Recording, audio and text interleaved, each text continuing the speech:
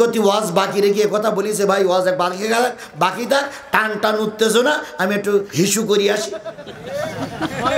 এরকম কোন বক্তা কয় যে টান টান উত্তেজনা আমি একটু হিসু করতে যাচ্ছি? এরকম কোন বক্তা কয়? তাহলে এই বক্তাদের হিসু লাগে না, আপনাদের এত হিসু লাগে কেন?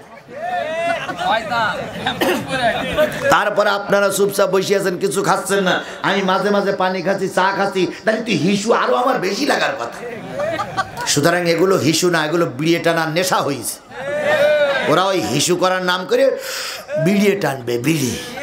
সুতরাং আর আধা ঘন্টা আমাদের নির্ধারিত সময়, আল্লাহ পাক আর আধা ঘন্টা কবুল করুক। আরো জোরে বলেন আমিন, আরো জোরে আমিন, আরো জোরে আমিন, আরো জোরে। তাহলে মুরব্বীরা পথভ্রষ্ট করে আর একদল হুজুররা পথভ্রষ্ট করে। এই হুজুর আমাদের দেশে আছে না নাই? একজন মারফতি হুজুর চুল কাটে না, গোপ কাটে না, দাড়িও কাটে না, জীবনে কোনোদিন সাবানও দেয় না, চিরুনিও লাগায় না। কিছুদিন পরে বগলে কিছু আছে তাও কাটে না, বগলে তার 3.5 হাত লম্বা হয়ে গেছে, এখানেও পড়িছে জট, গোসলও করে না। ওর নিচে আরো একটু নিচে গেলে কিছু চুলদাড়ি থাকে, সেগুলোও কাটে না। এর সব মিলে হইছে বিরাট মারফতি পীর। ওই পীর সাহেব নাকি বছরে একবার গোসল করে, আর এই গোসল করার সময় চেয়ারে বসে গোসল করে, মুরিদিরা পানি ঢালে আর ওই পানি ড্রেন দিয়ে নিচে নেমে যায়, আর পাগলা মুরিদিরা ওই ড্রেনের পাশে চুপ করে বসে থাকে। যেই না পানি যায় ওই পানি খাটাইয়ে ওনারা বরকতের পানি মনে করে খেয়ে ফেলে। আচ্ছা, যারা এই পীর সাহেবের শরীর ধোয়া পানি বরকতের পানি বলে খায়, ওদের কোনো রুচি আছে বলে আমার মনে হয় না। কত জায়গা ধুইয়া আসতেছে, কি কথা বল ভাই আসতে, কত জায়গা ধুইয়া আসতেছে, এই ধোয়া পানিটা ওরা বরকতের পানি খায়। ওর সাইতে পায়খানার উপরে পানি খাওয়া ভালো না ভাই? এই জাতীয় পীরিরে আমাদের দেশটারে সর্বনাশ করতেছে। কথা বলেন, কথা বলেন, কথা বলেন। এই জাতীয় একটা পীর ছিল, তিনি হচ্ছেন সাইদি সাহেবের নামে মামলা দিল, নজিবুল বাশার মাছ ভান্ডারী। আমি শুনেছি সে নাকি দুনিয়ার থেকে পটল তুলেছে। যেয়ে দেখো সাইদিও আছে আর তুমি আছো, এবার যেয়ে দেখো ঘটনাটা কি। সুতরাং পীরিরা আর আলেমেরা দিনের কাছে বাধা দেয়, কে বললেন? আরো জোরে বলেন, কে বললেন? এবার ওই জাহান্নামী লোকের আল্লাহর কাছে বলতেছে, রব্বানা আতিহিম দিফাইনি মিনাল আযাব ওয়ালআনহুম লানান কাবীরা। হে আমাদের রব, হে আমাদের রব, রব্বানা আতিহিম দিফাইনি মিনাল আযাব। হে আমাদের রব, আমাদের যদি একটুখানি আযাব দাও, নেতাদের বেশি আযাব দাও। আমাদের যদি একটা জাহান্নামে দাও, পীর সাহেবদের 2টো জাহান্নাম দাও। আমাদের যদি একটা জাহান্নামে দাও, আমাদের নেতাদের 2টা জাহান্নাম দাও, কারণ ওরা আমাদের ভালো পথে চলতে দেয়নি। সুতরাং এমন কোন পীর, এমন কোন আলেমের অনুসরণ করা যাবে না যারা নিজেরা জাহান্নামী আর তোমাদেরকেও জাহান্নামে নিয়ে যায়। এইবার গুরুত্বপূর্ণ একটা কথা সবাইকে কান দিয়ে শুনতে হবে। এতক্ষণ আপনারা ওঠাচলা করেছেন, আমি কিচ্ছু বলিনি। এখন আধা ঘন্টা সময় একদম নীরব, একদম নীরব হয়ে মূল আলোচনা শুনতে হবে। এবার কিন্তু মূল পয়েন্টে যাচ্ছি আমি সকলের জন্য। আলেম ওলামা, পীর, মাশায়েখ, কর্মী, কমিটি, মসজিদের ইমাম, সবাইকে আমাকেও শুনতে হবে। সেটা হলো আল্লাহ বলতেছেন, ইয়া আইয়ুহাল্লাযীনা আমানু লা তাকুনু কাল্লাযীনা আসাউ মূসা। হে ঈমানদারেরা, তোমরা মুসার অনুসারীদের মতন হয়ে যেও না। তারা মুসাকে অনেক কষ্ট দিয়েছিল, অথচ মুসা ছিল একজন নিষ্কলুষ, নিষ্পাপ। অথচ ওই জাতি মুসাকে তারা দোষারোপ করে একেবারে সমাজের নিচে নামাই দিয়েছিল। এবার সাহাবী আজমাইনগণ বলেন, ইয়া রাসূলুল্লাহ, মুসার অনুসারীরা মুসাকে কি দোষ দিয়েছিল একটু বলা যাবে কি? তখন আল্লাহ রসুল বলেন, আমি একটু জিব্রাইলের কাছে শুনে নেই। জিব্রাইল বললেন, মুসার অনুসারীরা মুসাকে 4টে দোষ দিয়েছিল। কয়টা? আর একটু জোরে বলেন, কয়টা? 1 নম্বর, মুসার সম্পর্কে তারা বলেছিল মুসা আলাইহিস সালামের সমস্ত শরীরে ধবল রোগ, পাকর রোগ, একটা মারাত্মক রোগ, ধবল রোগ 1 নম্বর। 2 নম্বর, ওই জাতি বলেছিল মুসা আলাইহিস সালামের লজ্জাস্থানে ক্যান্সার। 3 নম্বর, ওই জাতি বলেছিল মুসা আলাইহিস সালাম সন্তান দানে সন্তান দ্বিতীয় অপারক। 4 নম্বর, ওই জাতি বলেছিল মুসা আলাইহিস সালামের পুরুষ লিঙ্গও নাই, স্ত্রীলিঙ্গও নাই, মুসা আলাইহিস সালাম একটা হিজড়া। এই কথা মুসা আলাইহিস সালামের বিরুদ্ধে না তারা আরজি পেশ করলো।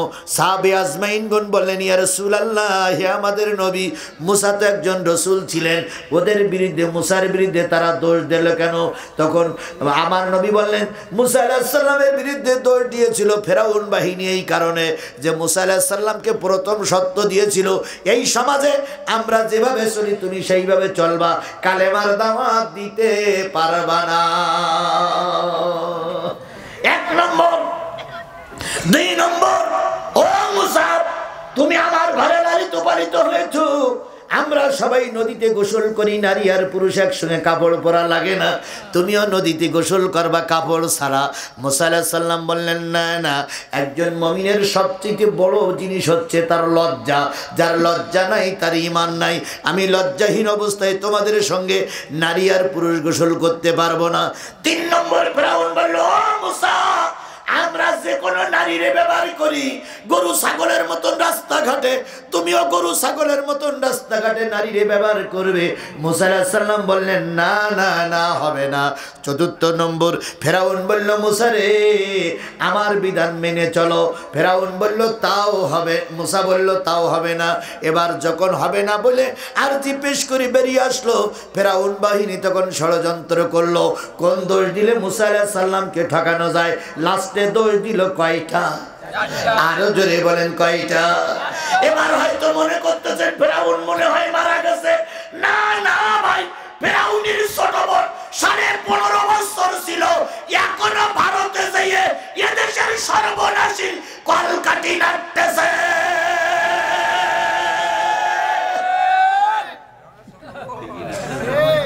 ফেরাউন চলে গেছে, কিন্তু ফেরাউনের ছোট বোন এখনো আছে। এই কথা বলেন, কথা বলেন, কথা বলেন, ঠিক না ঠিক? এরা যতদিন থাকবে ততদিন সর্বনাশীর কলকাঠি নাড়বে। আর একটা লোক এখন হাসপাতালে আছে, এখন হাসপাতাল থেকে বাইর হয়নি, তিনি হচ্ছেন বিচারপতি মানিক ওরপে কালামানিক। যদি বলেন হুজুর এরপরে আপনার এত রাগ কেন? আমার রাগ না ভাই, ওর কৃতকর্মের জন্য আমি ওকে ঘৃণা করি। কেমন? আল্লামা সাঈদীর যখন আমৃত্যু রায় হয়, রায়ের আগে 5 জন বিচারপতি এক জায়গায় একটা বোর্ড করেছিল, ওই 5 জন বিচারপতির সামনে আল্লামা সাঈদীর রায় লেখা হবে। এবার রায়ের আগে ওই সরকারি পক্ষের উকিল আল্লামা সাঈদীর কাছে যেয়ে বলতেছে, হুজুর আপনার তো রায় হবে, তো আমরা কিছু প্রশ্ন জিজ্ঞেস করতে চাই, প্রশ্নের উত্তরগুলো দেবেন আপনি। হুজুর চুপ করে দাঁড়ায় আছেন। সরকার পক্ষের উকিল বলতেছে, হুজুর আপনার এই মামলার আরজিতে লেখা আছে আপনি নাকি 12 বছরের শিশুর থেকে শুরু করে 60 বছরের বুড়ি পর্যন্ত ধর্ষণ করেছেন। ভাই এটা আমি বানাই বলতেছি না, ওই সাঈদী সাহেবের কেসের আরজিতে লেখা আছে। এবার সরকার পক্ষের উকিল বলতেছে, ভাই হুজুর আপনি যখন 60 বছরের বুড়ি মানুষটারে ঘরের ভিতরে নিয়ে ধর্ষণ করলেন, আপনার তখন বয়স ছিল 22-24 বছর। 24 বছরের একটা যুবক 60 বছরের একটা বুড়িকে যখন ধর্ষণ করলেন, তখন আপনার কেমন লাগলো? আল্লামা সাঈদীর চোখ বেয়ে টপ টপ টপ টপ করে পানি পড়তেছে। মালিকের কাছে কান্দে, মালিক ধৈর্য ধারণ করলে তুমি খুশি হও, কিন্তু আর কতটুকু ধৈর্য আমাকে সইতে হবে আমি জানি না। এবার আবার বিপক্ষের উকিল বলতেছে, হুজুর হিন্দুদের একটা বউ নিয়ে যাচ্ছিল আপনার ঘরের সামনে দিয়ে, আপনি সেই নববধূটারে পালকির থেকে নামিয়ে আপনার কামরার ভিতরে 7 দিন পর্যন্ত রেখে ধর্ষণ করেছেন। ওই হিন্দুটার বুকে মাথার সিঁদুর আপনি মুছে দিয়েছেন। 7 দিন পরে ওই হিন্দু মহিলাটারে তার স্বামীর কাছে ফিরিয়ে দিয়েছেন। এই যে নববধূরে নিয়ে ধর্ষণ করলেন, আপনার কেমন লাগলো? আল্লামা সাঈদী নীরবতা পালন করলেন। এরপরে উকিল বলতেছে, ও বড় হুজুর আপনি নিজেকে বিরাট বড় বলে মনে করেন। ক্লাস 3 যাচ্ছিল, ক্লাসে যাচ্ছিল একটা মেয়ে, ক্লাস 3 পিটি পড়ে মেয়েটার আপনি ধরে নিয়ে ঘরের ভিতরে গেলেন, হাত বেঁধে পা বেঁধে মুখ বেঁধে ধর্ষণ করলেন, শেষ পর্যন্ত এই মেয়েটা মারা গেল। আপনার কেমন অনুভূতি লাগলো? আল্লামা সাঈদী কোরআন শরীফটা বুকের পরে করে নিয়ে পানির বোতলটা নিয়ে কান্দার কয়, মালিক এই বর্ণনাগুলো কি তোমার দরবারে পৌঁছায় না? তুমি কি এই বর্ণনাগুলো শোনো না? তুমি কি এইগুলো শুনতে পাও না? তোমার কানে কি এইগুলো যায় না? এবার ওই লোকগুলো আর বিচার প্রতিরা অট্ট হাসি দিয়ে বলেছিল, যতই কান্নাকাটি করো তোমার মালিক আর শুনবে না। ও আমার জাতি, এখন শেখ হাসিনার পক্ষে কান্নাকাটি করো। পৃথিবীর এত বড় খুনি আর পৃথিবীর কোথাও জন্ম নেয়নি। এত বড় জঙ্গি, এত বড় সন্ত্রাসী, এত বড় নির্দয়, এত বড় নিষ্ঠুর, এত বড় হিটলার আর পৃথিবীতে কখনো জন্ম নেয়নি, আর নেবেও না। এত বড় হিটলারের বাচ্চা হিটলার। আল্লামা সাঈদী চুপ থাকলেন। এবার বিচারপতিরা রায় লিখতে শুরু করলেন। আল্লামা সাঈদী বললেন, ও বিচারপতিরা, রায় লাগার আগে একটা কথা আমার শোনেন।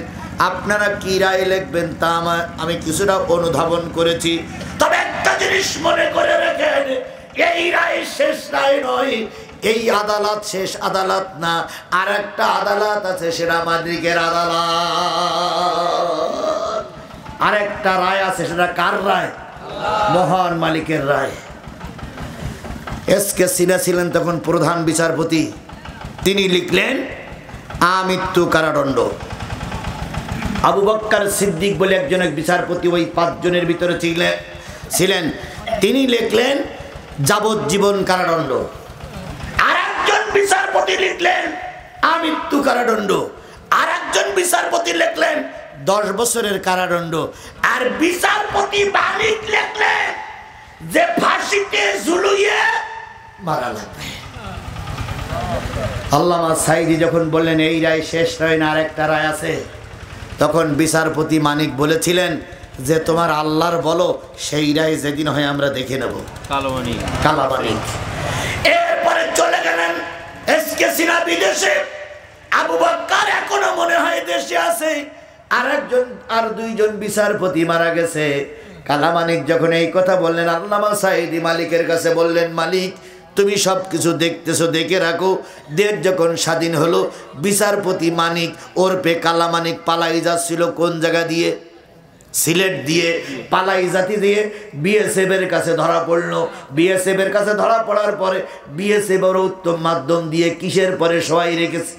কলার পাতার পরে বিজেপির সংবাদ দিল, বিজেপি তোমাদের মাল নিয়ে যাও। বিজেপি সীমান্ত এলাকায় গেল, নিয়ে আসলো। ইতিমধ্যে সিলেটের সমস্ত জায়গায় প্রচার হয়ে গেছে, মাল ফিরে আসতেছে, কালামানিক ফিরে আসতেছে। এরপরে যে যা পাইতেছে জুতো ফেলাই মারতেছে, কেউ বা পচা ডিম ফেলাই মারতেছে, কেউ বা থুতু দিয়ে চলে যাচ্ছে। বিজেপি আওলারা চেষ্টা করতেছে যাতে মারা না যায়। একজন মাঠে কাজ করতেছিল, সেই লোকের মেয়ে দিয়ে বলতেছে, আব্বা আব্বা আব্বা আব্বা। কি হয়েছে রে? কয় সে সাঈদী সাহেবের আমৃত্যু কারাদণ্ড দিয়েছিল, ওই ফাঁসিতে ঝুলাই মারবে সেই বিচারপতি ধরা পড়িস। কোন জায়গায়? আমাদের বাংলাদেশে আনা হয়েছে, ওই ইন্ডিয়ায় গিয়ে ধরা পড়েছিল। ও লোক বলতেছে তাহলে আমি একটু দেখি আসি বলে হাতে কাশিকা নিয়ে মাল কাঁচা মারা ছিল, জুতো পায়ে দেয়নি। ওই অবস্থায় এই নিয়ে দেখেছে 4-5 জন ধরে নিয়ে এসতেছে। এ লোক চিন্তা করলে আল্লাহ যা হয় হবে, একটা কিছু করি বলে 5 হাত দূরের থেকে লাফ মেরিয়েছে, জানতে মেরিয়েছে এক লাথি। আর লাথি মারবে না মারবে জায়গায় মেরিয়েছে, এক লাথিতে বিসি একটা আউট।